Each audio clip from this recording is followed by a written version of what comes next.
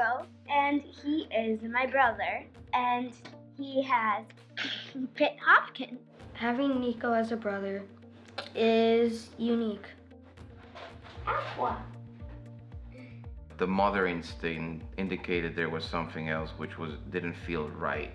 I don't know if it's gonna be to me or to the baby, but something's coming and it's not good. We finally got a diagnosis. We learned that Nico has a genetic condition called Pitt Hopkins. I had never heard of Pitt Hopkins prior to meeting Nico.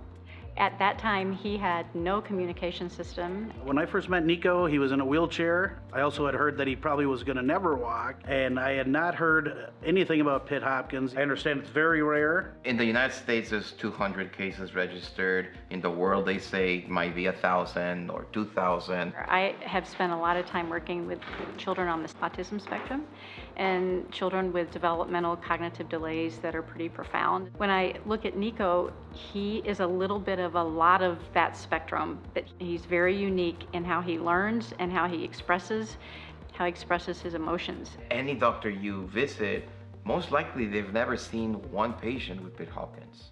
Down, five, down. One more. Friend. Nico was in a special place, young, ready to learn, excited to come to school. He had everything in place to go. And so we just started going. So how do we get him to engage with his world from his perspective? I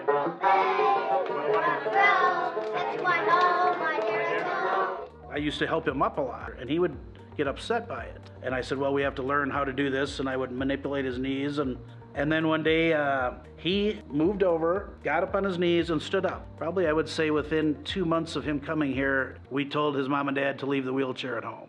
We didn't need it anymore. There is some people that they are like the boss. He's the boss. He knows how to ask for things. He did say a few words. He would say agua every time I brought my water out. He is now using a Go Talk 20. What I would like for Nico to be able to do is have a thought and immediately go to his device and use it by himself.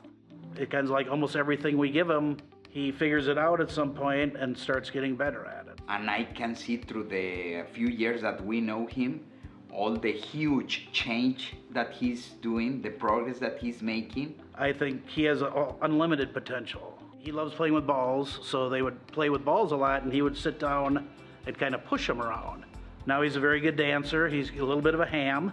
The other day in another party, he was dancing. I was like, I can't believe that he's dancing.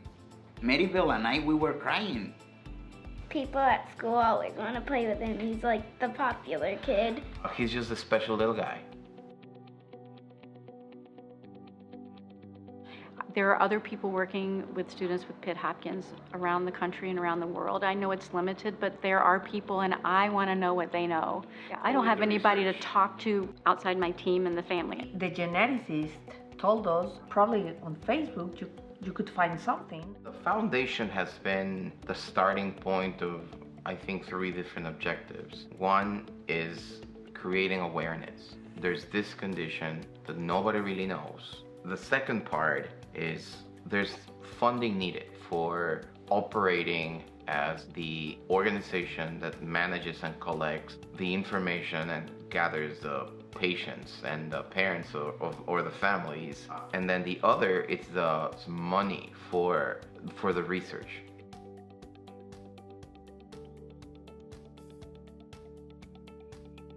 Through social media and as much awareness as possible to get people like me who had never heard of it before interested and involved and wanting to help or donate, I can only see positive things happening.